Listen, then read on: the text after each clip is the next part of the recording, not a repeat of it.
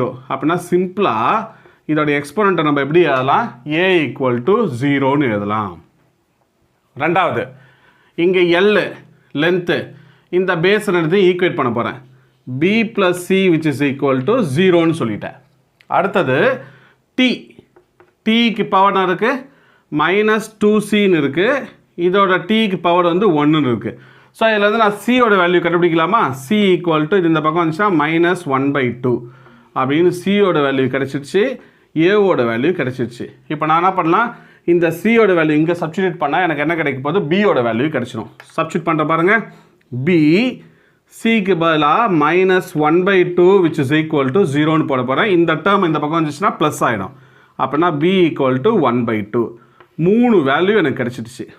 அதாவது எக்ஸ்போனண்ட் ஏவோட value 0, exponent பியோட வேல்யூ 1/2, எக்ஸ்போனண்ட் சியோட வேல்யூ -1.